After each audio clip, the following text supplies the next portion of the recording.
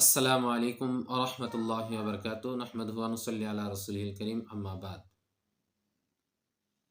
আমি আনোয়ার সরকারকে নিয়ে একটা ভিডিও বানাইছিলাম। আসলে আমি ভিডিও দেখতে দেখলাম তার একটা ভিডিও আসছে। সে এমন কথাবার্তা বলছে যে কথা কোরআন হাদিসের সাথে কোনো মিল নাই এবং কোরআন হাদিসের বিপরীত। এবং সে এমন একটা হাদিস বলছে যেই হাদিস সে বানায়া বলছে। তো তার আমি একটা উত্তর দিছিলাম। স্বাভাবিকভাবে আমি আনোয়ার সরকারের ভিডিও দেখি নাই। ওইটাই প্রথম আমার চোখের সামনে আসছিল আর ওইটা নিয়েই একটা আমি ভিডিও বানাইছিলাম। তো এই ভিডিওটা আমি পেজেও আপলোড দিছিলাম এবং আমার ইউটিউব যে চ্যানেল আছে সেখানেও আমি আপলোড দিছিলাম। তো আলহামদুলিল্লাহ আমার ইউটিউব চ্যানেলে প্রায় 20,000-এর মতন লোক এই ভিডিওটা দেখছে এবং কয়েকজনও কমেন্টও করছে। তো কমেন্টের রিপ্লাইও দিছি আমি। কিন্তু আমার যে পেজে যে ভিডিওটা ছাড়ছিলাম সেখানে এরকম মানুষ দেখে নাই। তো ইউটিউব চ্যানেলে আমার ভিডিও প্রায় 20,000 মানুষ দেখার কারণে তো অনেকেই কমেন্ট করছে। তার মধ্যে থেকে মানে এক ভাইয়ের কমেন্ট দেখে আমি এই ভিডিওটা করতে বাধ্য হইলাম এবং আমি নিয়ত করছি যে আজকে থেকে আমি আনোয়ার সরকারের যে সমস্ত ইসলাম বিরোধী বা হাদিসের নামে যে সমস্ত কথা বানায় বলে, ইনশাল্লাহ সেই সমস্ত কথার আজকের থেকে আমি উত্তর দিব। তো ভাই আমাকে কমেন্টে লিখছে, যে আমি কমেন্টটা পড়ে শোনাই আপনাদেরকে। বাপের বেটা হইলে আনোয়ার সরকারের সামনে আসো, তোমারটাই মানব। কিন্তু আনোয়ার সরকারকে সামনে রেখে বলতে হবে, আর যদি না পারেন এরকম ভিডিও আর দিবেন না, তাহলে অপমান হবেন। সব রকমের অনুযায়ী আরেকটা ভিডিও দিয়েন, দয়াল ভরসা জয় গরু। সে বলতেছে আনোয়ারের সরকারের সামনে যায় এই সমস্ত কথাবার্তা বলার জন্য, তার কথার জবাব দেওয়ার জন্য।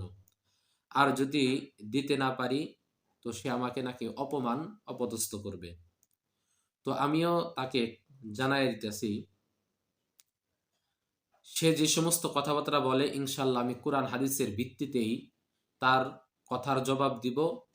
এবং সে মানুষদেরকে যে হাদিসের নামে মিথ্যা কথা মানুষকে বলে, মিথ্যা কথা প্রচার করে, সে ব্যাপারেও ইনশাল্লাহ আমি মানুষদেরকে সতর্ক করব।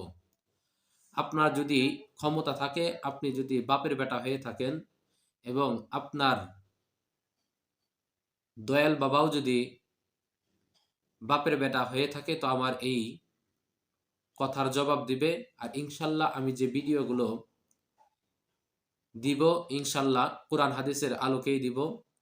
আর আপনার যদি ক্ষমতা থাকে তো আমার এই ভিডিওগুলো আপনার বাবার কাছে পৌঁছায় দিবেন। আর দেখেন সে আর একটা কথাবার্তা বলছে হলো দয়াল ভরসা জয় গরু। দেখেন, দয়াল ভরসা জয় গরু এই কথাটা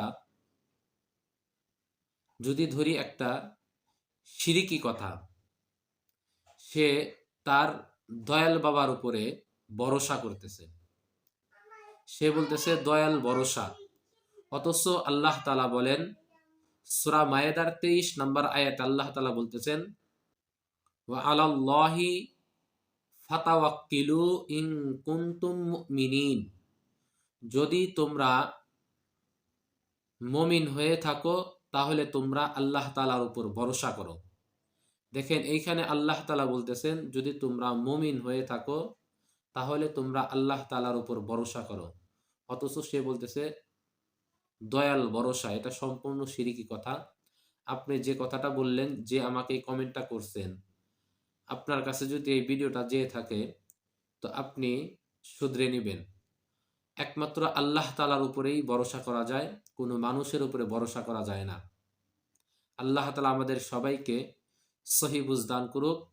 আসসালামু আলাইকুম ওয়া রাহমাতুল্লাহি ওয়া বারাকাতুহু।